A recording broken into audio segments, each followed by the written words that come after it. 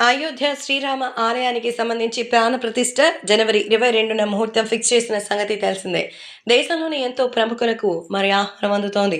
వీవీఐపీలే కాదు, అంతకంటే ముఖ్యులకు మాత్రమే సెలెక్టెడ్‌గా అయోధ్య ఆలయానికి సంబంధించి ఆ రోజు ప్రాణ ప్రతిష్ఠ సమయంలో ఆ పూజ కోసం కొంతమందిని ప్రత్యేకంగా హాజరుపరుస్తున్నారు. ఈ నేపథ్యంలో మన సూపర్ స్టార్ మహేష్ బాబుకి కూడా కొద్దిసేపటి క్రితమే ఆహ్వానం అందింది.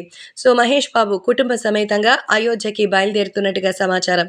ఇలాంటి ఒక మహద్భాగ్యం ఎంతో మందికి దక్కదు. కానీ ఇప్పుడు మహేష్ బాబుకి స్వయంగా ఆలయ కమిటీ ఆహ్వానం పంపించడంతో మహేష్ బాబు కుటుంబ సమేతంగా నమ్రత, సితార, గౌతమ్‌తో కలిసి మన సూపర్ స్టార్ మహేష్ బాబు అయోధ్యకి వెళ్తున్నట్టుగా తెలుస్తోంది.